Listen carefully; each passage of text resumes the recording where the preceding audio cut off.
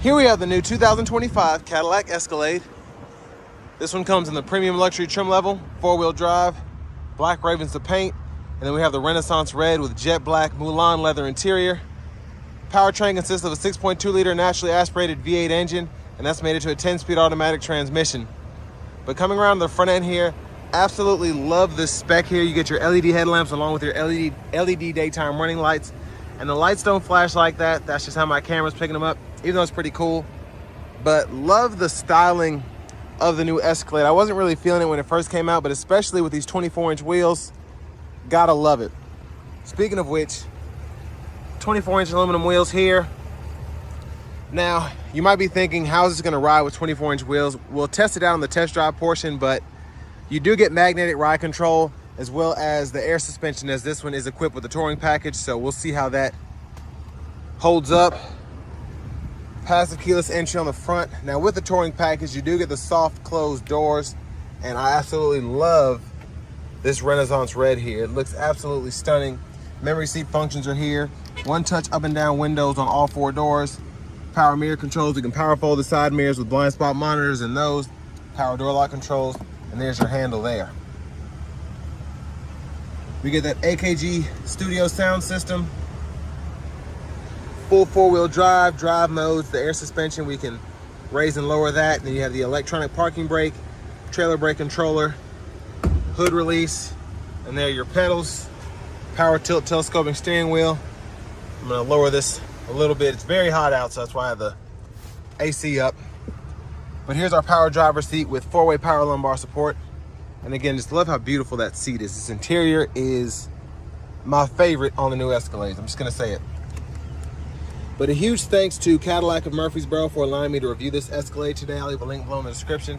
If you're looking to find the best price on one of these closer to home, click on that second link down below. It takes just a minute to fill out your information.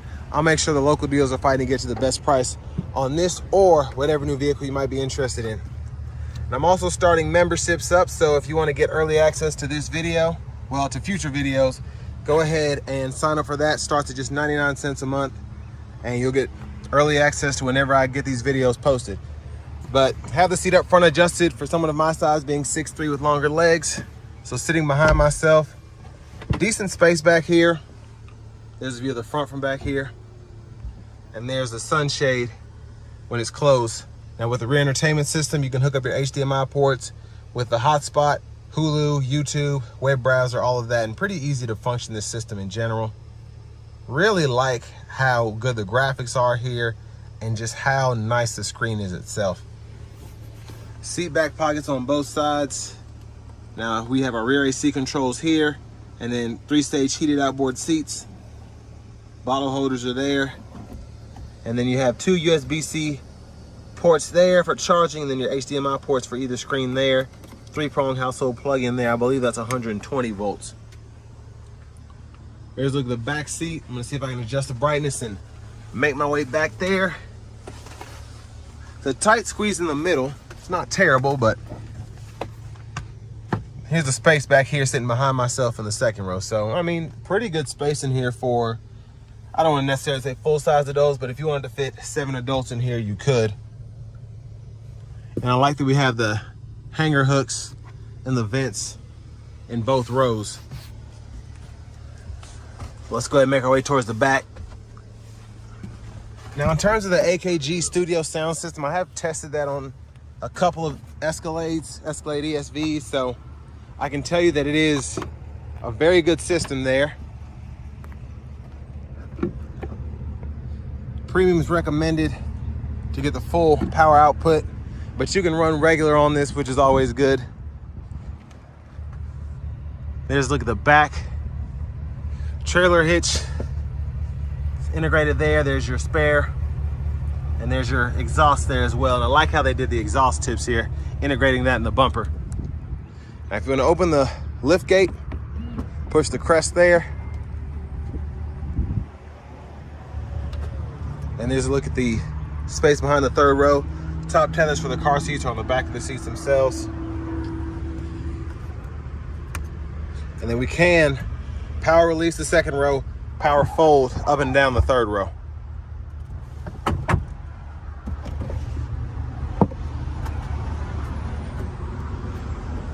But again, just a beautiful vehicle up front, or up close and personal with it. And just how it's equipped is fantastic, having the air suspension and all of that with the touring package. Now, grab this if you want to move the seat forward or back. It does take a little bit of elbow grease to pull it all the way back.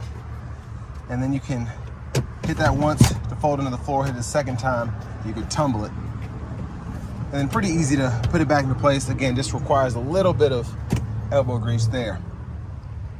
Now, comparing this to the Navigator, the one thing that the Navigator Black Label has over just this premium luxury is just having that second row power seat function there. But again, that is on a Black Label.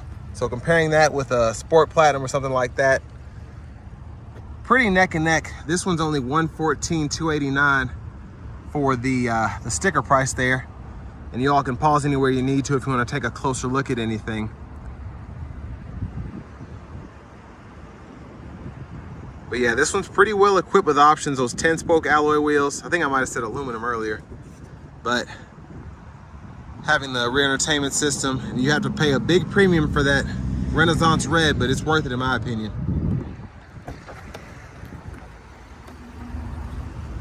And then to our front passenger seat, same adjustability as that driver's side, 4-way power lumbar and a power seat there. And then I love this function here. Now this is just a storage cubby on the driver's side. On the passenger side, it serves the same purpose, but you have a USB-C charge port and then an HDMI port. So you could technically run a laptop or something onto this screen here and then still charge it as well, which is pretty neat. And before I forget, glove compartment. We'll come back to this 55-inch screen momentarily, but there is the glove compartment there.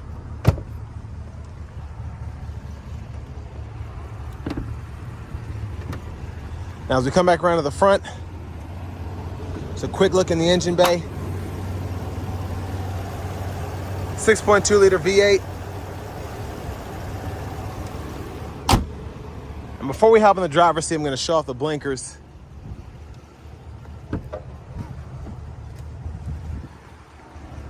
And the side mirror there. And then the headlamps there. Let's go ahead and hop in the driver's seat now. So nice leather wrap steering wheel here with the Super Cruise. You have the indicator there as well as the sensor there. And there's the horn. Over to the screen here, ambient lighting, auto park assist, Wi-Fi hotspot, AM, FM, XM radio, Bluetooth audio. You get Amazon Alexa, the Google News, and wireless CarPlay, Android Auto compatibility. Now on a $115,000 Escalade, it's about what I would expect. But this is how you can go through the front passenger screen, you can control the rear entertainment and all of that stuff. All the settings there, even lock it if you want to. Vehicle status, really like this, just makes it easy to kind of go through and see oil, live, tire pressure and all of that, or you can go into each sub menu manually and see all of that there. And then with the Google Maps, you can pull that up if you so choose with the subscription. But I like that we still have wireless CarPlay and Android Auto because you don't necessarily need that if you don't want to use it. But rear seat reminder, buckle to drive, Super Cruise, lane change, all these settings are right in here, even the suspension settings. But that's mostly for service. If I go back to the system settings, you can change your language here and then your units of measurement here. I always go through that because I get asked that a ton. Backup cameras here, guidelines follow you as you turn the steering wheel. You also have your overhead view, curbside view, and that hitch view as well. And you get all of that for the front as well as the back. Now, down here, this is where a lot of your important controls are. So, headlamp controls are there. You do not have a typical stalk or a knob on the left side of the steering wheel to control those, so those are in here, but pretty easy to get to them. And I mean, the reason they put these here is because you can set these on auto, and 99.9% of the time, your auto headlamps will work perfect, and you won't ever have to touch that. But if for whatever reason you want to use them manually, that's how you get to them. But your auto park assist, camera and all that, controls are down here. There's just so much to do here. Now, you do have your child locks right in here, as well as your power window locks. So you can turn that on or off if you want to keep the kids from messing with stuff. Pretty easy to do. And then your home remote's in here, as well as your power side steps. Those controls are in there. Heads up display. And then traction control, lane assistance. Now for the doors, you can unlock and lock from here. You also have those buttons again in the door panel, but it's cool to be able to do that from the screen. Same thing with the child safety locks. AC controls, hit that there. You can adjust temperature for either side, fan speed, go from front to rear. Sync and AC is up there. And you can cut the whole system on or off with the push of a button. And then your heated cooled seats, heated steering wheel, you have the controls for those right in here as well. So again, I really like how they've done the screen here. It looks really good. The USB-C port is behind there, little storage, wireless charging pads there. Volume knob is here, click there for audio, you can adjust up or down. And then these are soft touch buttons for your actual screen up here. And just a quick system overall. And then you can also use the dials if you want to scroll or kind of nudge through there. Hazards, I like how they put them right there. Easy to get to, nice big button. Then your automatic brake hold, auto stop toggle, and then your AC controls right there. I like that we have an on or off shortcut there without having to go on the screen. Center console cubby space, pretty decent size. USB-C and a USB-A input, 12-volt removable felt tray. Feels nice. You can slide that back and forth depending on how you like it.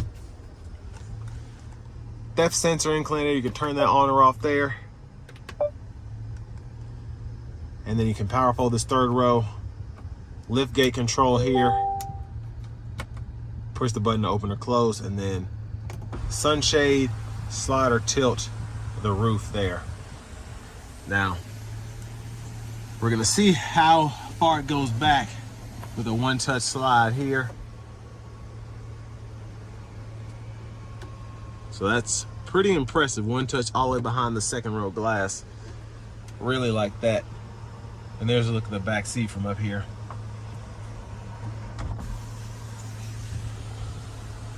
Rear camera mirror, you can adjust that. Vanity mirror. Now back to the steering wheel itself.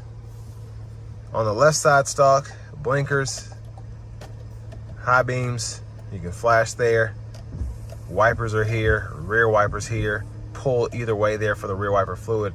Push all the way in on the side here for the front wiper fluid. Now the shifter is on the column here, so just hit the brake, pull for neutral, pull and up for reverse, pull and down for drive. While you're in drive, activate your low mode here, and then you can use the paddle shifters behind the steering wheel to go through the limiter. And you can see it'll show you what gear you're in that corner there. Press in there for park. Now with the cruise control, if you want to turn that on, pretty easy to do. And then you can set your speed while it's on. If it's in adaptive or in regular, you can switch to the other one by holding that X button there. And you can see it'll show you once the other one's been changed to. But gap adjust for that forward collision alert or adaptive cruise is there. And then hands-free driving, when applicable, you can activate it there. And then your audio sources, you can hit that and then scroll through using this here. And then when it's just in the regular mode, you can hit this here and then you can scroll through.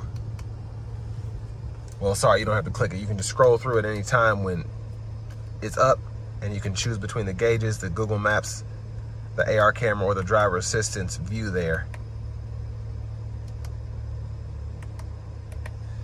But volume down, volume up, track list or radio station presets can be gone through here, mute, Bluetooth, and then your voice recognition buttons right there. Quick look at the heads-up display right there in the middle. Doesn't flash like that. Again, it's just my camera picking up. Push button start. Finally, here's the key fob with remote start.